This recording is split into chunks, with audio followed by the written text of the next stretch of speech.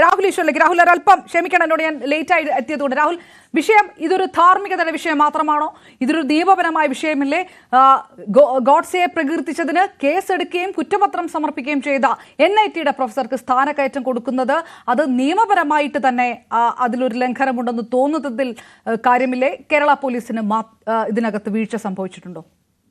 അപർണാജി, കഴിഞ്ഞ നൂറ്റാണ്ടിലെ ഏറ്റവും പ്രധാനപ്പെട്ട ക്രിസ്തീയ പ്രീച്ചറായിരുന്ന സ്റ്റാൻലി ജോൺസ് പറയുന്നത് യേശുക്രിസ്തു 2000 വർഷങ്ങൾക്ക് മുമ്പ് മരിച്ചതിന് ശേഷം ലോകത്ത് സംഭവിച്ച ഏറ്റവും വലിയ ട്രാജഡിയാണ് മഹാത്മാഗാന്ധിയുടെ കൊലപാതകം എന്നാണ്. ഓർക്കുക, ഇന്ത്യക്കാരനല്ല, നമുക്ക് വ്യക്തിപരമായ പരിചയമുള്ള ആളല്ല. സ്റ്റാൻലി ജോൺസ് എന്ന് പറയുന്ന ഏറ്റവും 20ാം നൂറ്റാണ്ടിലെ ഏറ്റവും വലിയ ഒരു ക്രിസ്തീയ അല്ലെങ്കിൽ ബൈബിൾ പ്രഘോഷകൻ പറയുന്നത് യേശുക്രിസ്തു മരിച്ചതിന് ശേഷം ലോകത്തെ ഏറ്റവും വലിയ ട്രാജഡിയാണ് മഹാത്മാഗാന്ധിയുടേതാണ്. അപ്പൊ യഥാർത്ഥത്തിൽ ഈ ഷൈജ ആണ്ടവനെതിരെ രാജ്യദ്രോഹം BNS 152 ചുമത്തിയായിരുന്നു കേസ് എടുക്കേണ്ടിയിരുന്നത്. ഇനി അത് എടുത്തില്ല എന്ന് പറഞ്ഞ് അങ്ങോട്ടും ഇങ്ങോട്ടും ഒന്നും ഫൈറ്റ് ചെയ്യുന്നതിൽ അർത്ഥമില്ല. ഈ വിഷയത്തിൽ DYFIക്ക് അഭിവാദ്യം നേരുന്നു. SFI, KSU, MSF വളരെ ശക്തമായതിൽ ഇടപെട്ടു. അതോടൊപ്പം ABVPയിലെ യങ്സ്റ്റേഴ്സും ഇടപെട്ടു.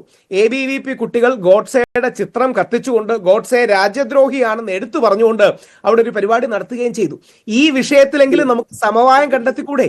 ABVPക്കാരാണെങ്കിലും SFIക്കാരാണെങ്കിലും DYFIക്കാരാണെങ്കിലും KSU ആണെങ്കിലും MSF ആണെങ്കിലും രാഷ്ട്രപിതാവാണെന്നും ഗോഡ്സെ ഒരു രാജ്യദ്രോഹിയും തീവ്രവാദിയും സർവോപരി വലിയൊരു മണ്ടനും കൂടിയായിരുന്നു. അതാണ് യഥാർത്ഥത്തിൽ ഗോഡ്സെ യഥാർത്ഥത്തിൽ ഇന്ത്യ കണ്ട ഏറ്റവും വലിയ മണ്ടന്മാരിൽ ഒന്നായിരുന്നു. തന്റെ സങ്കുചിതമായ രാഷ്ട്രീയം, ഇന്ത്യയുടെ വൈവിധ്യത്തെ മനസ്സിലാക്കാതെ, ഇന്ത്യ മഹാരാജ്യത്തിന്റെ കോംപ്ലക്സിറ്റി മനസ്സിലാക്കാതെ മഹാത്മാഗാന്ധിയെ കൊല്ലാൻ തീരുമാനിച്ച ഈ ഗോഡ്സെയെ കുറിച്ച് സവർക്കർജി പോലും പറയുന്നത്, അതായത് വീര സവർക്കർ പോലും പറയുന്നത് ഫ്രാട്രിസൈഡ് ചെയ്തു എന്നാണ്. അല്ലെങ്കിൽ കുടുംബത്തിലെ കാരണവരെ, അച്ഛനെ കൊന്നു, ജ്യേഷ്ഠനെ കൊന്നു എന്നാണ് സവർക്കർ പോലും പറയുന്നത്. അതായത് ഗോഡ്സെ നമ്മുടെ രാഷ്ട്രത്തിന്റെ പിതാവിനെ, ഈ രാജ്യത്തിന്റെ അച്ഛനെ വധിച്ചു എന്നാണ് വീര സവർക്കർ പോലും സൂചിപ്പിക്കുന്നത്. അപ്പൊ യഥാർത്ഥത്തിൽ ഗോഡ്സെ ഒരു മനോരോഗമാണ്. കുറച്ചുകൂടെ കൃത്യമായി പറഞ്ഞാൽ അജ്മൽ അമീർ കസബ് ഇസ്ലാമിസ്റ്റ് തീവ്രവാദമാണെങ്കിൽ യഥാർത്ഥത്തിൽ ഗോഡ്സെ ഒരു തീവ്രവാദിയാണ്. അതൊരു ലഘൂകരിക്കലാണ് രാഹുലെ. അതിന്റെ പിറകിലുള്ള മുഴുവൻ രാഷ്ട്രീയവും റദ്ദാക്കി കളയുന്ന ലഘൂകരിക്കലാണ്. ഒരിക്കലുമല്ല, നേരെ തിരിച്ചാണ്. ഒരു വരി കൂടെ കേൾക്കുക. യഥാർത്ഥത്തിൽ ഗോഡ്സെ എന്ന് പറയുന്നത് പലപ്പോഴും ആൾക്കാർ ഇത് ഉപയോഗിക്കാറില്ല, പക്ഷേ യഥാർത്ഥത്തിൽ ഒരു ബ്രാഹ്മണിക്കൽ തീവ്രവാദിയാണ്. അതായത് ഞാൻ ജനിച്ച ബ്രാഹ്മണ സമുദായം എൻ്റെ വിശ്വാസത്തിൽ ഏറ്റവും പവിത്രമായ സമാജമാണ്. 99% ആൾക്കാരും അതിൽ മഹാത്മാഗാന്ധിയെ ഇഷ്ടപ്പെടുന്നതും ആദരിക്കുന്നവരും ആരാധിക്കുന്നവരുമാണ്. എന്നാൽ ഈ 1% തീവ്ര സവർണ, തീവ്ര ബ്രാഹ്മണിക്കൽ വാദികൾ ഈ രാജ്യത്തിന്റെ വൈവിധ്യം മനസ്സിലാക്കാതെ അവരുടേതായിട്ടുള്ള സങ്കുചിത താല്പര്യങ്ങൾ ഹിന്ദുക്കളുടെ പുറത്തും ഇന്ത്യയുടെ പുറത്തും അടിച്ചേൽപ്പിച്ച് അവരുടേതായ ഒരു ഹിന്ദുത്വ രാഷ്ട്രം നിർമ്മിക്കുന്നതിന്റെ ഭാഗമാണ് പലപ്പോഴും ഇത് ചെയ്യുന്നത്. ഗാന്ധിജിയെ ഗോഡ്സെക്ക് ഏറ്റവും വലിയ വെറുപ്പുണ്ടായിരുന്നതിന്റെ കാര്യം ഹിന്ദു മുസ്ലിം ഐക്യം ഗാന്ധിജി ഉയർത്തിപ്പിടിച്ചു എന്നുള്ളതാണ്. ഇനിയും ഗോഡ്സെ സപ്പോർട്ടേഴ്സ് പലരും ഉണ്ടെന്ന് നമുക്കറിയാം. അവർ ഓർക്കേണ്ട 3 കാര്യങ്ങൾ ഞാൻ സൂചിപ്പിക്കാം. ഒന്ന്, ഗോഡ്സെ ഒരു ദിവസം പോലും ബ്രിട്ടീഷുകാർക്കെതിരെ പോരാടി ജയിലിൽ കിടന്നിട്ടില്ല. ഗോഡ്സെ എന്ന് പറയുന്ന സോക്കോൾഡ് കപട രാജ്യസ്നേഹി ഒരു ദിവസം പോലും പോരാടിയിട്ടില്ല. 2, യഥാർത്ഥത്തിൽ പാർട്ടീഷൻ ചാമ്പ്യൻ ചെയ്ത ജിന്നെ അടക്കമുള്ളവർക്കെതിരെ ഗോഡ്സെ ഒരു കല്ല് പോലും വലിച്ചെറിഞ്ഞിട്ടില്ല. കല്ല് വലിച്ചെറിയണമെന്നല്ല, പക്ഷേ കല്ല് പോലും വലിച്ചെറിഞ്ഞിട്ടില്ല. ജീവിതത്തിൽ ഗുണമുള്ള ഒരു കാര്യവും ഗോഡ്സെ ചെയ്തിട്ടില്ല. ഗോഡ്സെയെ കുറിച്ചൊക്കെ ഒരുപാട് മനഃശാസ്ത്ര പഠനങ്ങൾ വന്നിട്ടുണ്ട്. യഥാർത്ഥത്തിൽ രാമചന്ദ്രനായിരുന്നു ഗോഡ്സെയുടെ ആദ്യ പേര്. പിന്നീടാണ് നാഥ്, അല്ലെങ്കിൽ മൂക്കില് ഈ കുണുക്കിടുന്നത് പോലെ നാഥ് ഇട്ട് റാം, അങ്ങനെയാണ് നാഥുറാം ആയത്. യഥാർത്ഥത്തിലെ രാമൻ ഗാന്ധിയുടെ രാമനാണ്, നാഥുറാം അല്ല എന്ന തിരിച്ചറിവ് നമ്മുടെ ജനങ്ങൾക്ക് കൊടുക്കുകയും പരസ്പരം അങ്ങോട്ടും ഇങ്ങോട്ടും ഒന്ന് ഫൈറ്റ് ചെയ്യേണ്ട. എനിക്ക് തോന്നുന്നില്ല ഈ വിഷയത്തിൽ CPM-കാർക്കോ കോൺഗ്രസ്സുകാർക്കോ BJP-കാർക്കോ മറ്റൊരു അജണ്ടയുണ്ട്. RSSന്റെ അല്ല രാഹുൽ, ആ കാര്യം പറയുന്നുണ്ട്. 152 ആയിരുന്നു ചാർജ് ചെയ്യേണ്ടിയിരുന്നത്, അതായത് 153 അല്ല, 152 ആണ് എന്ന് രാഹുൽ വിശ്വസിക്കുന്നുണ്ട്. അതായത് യഥാർത്ഥത്തിൽ ഗാന്ധിജി നമ്മുടെ ഒരു നാഷണൽ സിംബൽ തന്നെയാണ്.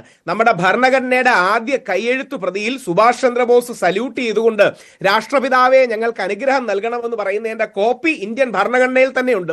അതായത് ഭരണഘടനയുടെ ആദ്യ എഴുതപ്പെട്ട പ്രതിയിൽ രാഷ്ട്രപിതാവ് എന്ന ടൈറ്റിൽ തന്നെ മഹാത്മാഗാന്ധിക്കുണ്ട്. നേതാജി സുഭാഷ് ചന്ദ്രബോസാണ് കൊടുക്കുന്നത്.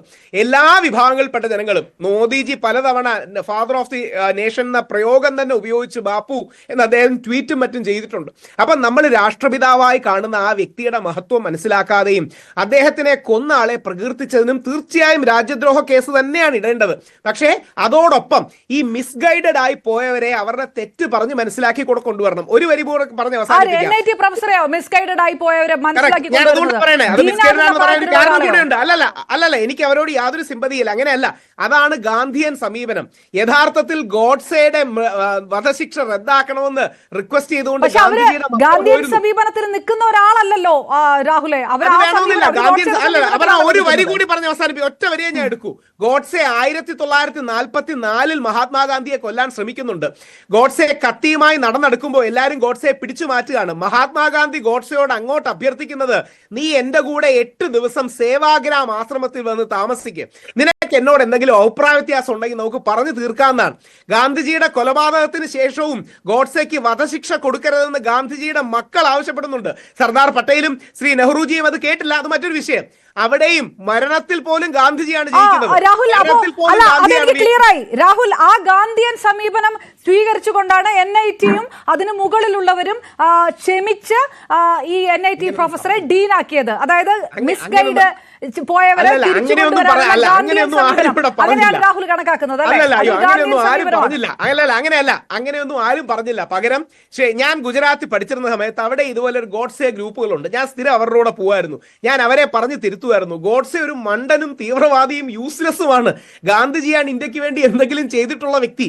ഈ തിരിച്ചറിവ് നമ്മുടെ സമൂഹത്തിൽ ക്യാമ്പയിനിലൂടെ രാഹുൽ, ഒറ്റ ചോദ്യമാണ്. NIT കാണിച്ചിരിക്കുന്ന നിലപാട് അത് ഗാന്ധിയൻ സമീപനത്തോടുകൂടിയുള്ള ഇവരെ ഒരിക്കലും അല്ല. ആരെങ്കിലും അത് ചലഞ്ച് ചെയ്യുമെന്ന് തന്നെയാണ് ഞാൻ വിശ്വസിക്കുന്നത്. ആരെങ്കിലും അത് ചലഞ്ച് ചെയ്യും, അല്ലെങ്കിൽ അതിന്റെ സമീപനത്തിൽ അവരുടെ റൂൾസ്, നേരത്തെ ശ്രീ അഭിലാഷ് അടക്കമുള്ളവർ, ശ്രീ ഷാഫി ജാലിയം സാർ അടക്കമുള്ളവർ പറഞ്ഞതുപോലെ ആരെങ്കിലും അത് ചലഞ്ച് ചെയ്യണം. അതിന് സംശയമൊന്നുമില്ല. യഥാർത്ഥത്തിൽ മറ്റൊരു ഇത് പറഞ്ഞതാണ്. ഇവിടെ സംഭവിച്ചിരിക്കുന്നത് ഇവരടക്കമുള്ളവരെ ഈ സാമൂഹിക അവബോധം ഇല്ലാത്തതുകൊണ്ട് പറയുന്നതാണ്. അവരെ അടക്കം തിരുത്തണം. പക്ഷെ അതൊന്നും കൊണ്ടല്ല ഇവിടെ കൊടുത്തു എന്നൊന്നും ആരും പറഞ്ഞില്ല. ഗോഡ്സെ രാജ്യദ്രോഹിയാണ്, തീവ്രവാദിയാണ്, മണ്ടനാണ്. ഗോഡ്സെ എന്ന് പറയുന്ന വ്യക്തി ഈ രാജ്യത്തിന്റെ ശാപമാണ്. ആ ഗോഡ്സെ വാദവും ഈ രാജ്യത്തിന്റെ ആത്മാവിന് ബാധിച്ച ക്യാൻസറാണ്. ഈ വിഷയത്തിലെങ്കിലും അങ്ങനെ വിശ്വസിക്കുന്ന ഒരു ഡീൻ കേരളത്തിലുള്ള ഒരു NIT-യുടെ ഡീനാകാൻ പാടുള്ളതാണോ? അവരവിടെ പ്രൊഫസറാകാൻ പാടുള്ളതാണോ? അതിന് ധാർമ്മികമായിട്ടുള്ള മിനിമം ധാർമ്മികമായിട്ടുള്ള ഒരു യോഗ്യത അവർക്കുണ്ടോ? പ്ലീസ് സ്പെസിഫിക് ആയിട്ട് രാഹുൽ. എന്നോടാണെങ്കിൽ 100% എന്നോടാണെങ്കിൽ 100% നാളെ ഒസാമ ബിൻ ലാദനെ ആരെങ്കിലും ന്യായീകരിക്കുന്നത് പോലെ തന്നെയാണ് ഗോഡ്സെ ന്യായീകരിക്കുന്നത്. ഒരു വ്യത്യാസവും. തീവ്രവാദി മാത്രമാണ്. അതിശക്തമായ അതിനെതിരെ ആക്ഷൻ ഉണ്ടാകണം. എന്ത് ആക്ഷൻ ഉണ്ടാകണം നമുക്ക് നോക്കാം. പക്ഷേ ഇവിടെ നിൽക്കുന്ന രാഷ്ട്രീയ പാർട്ടികളെ മറ്റും കുറ്റം പറഞ്ഞിട്ട് കാര്യമില്ല. ഇത് ഗോഡ്സെ എന്ന വിഷലിപ്തമായ തീവ്രവാദിയെ എക്സ്പോസ് ചെയ്യാനും ഗോഡ്സെ അല്ല മാതൃക എന്ന് പറയാനും അതോടൊപ്പം ടെക്നിക്കാലിറ്റീസ് കാണും. അത് നമുക്ക് ചോദിക്കാം. ശ്രീ ഷാഫി ജാലിയം, ഗാന്ധി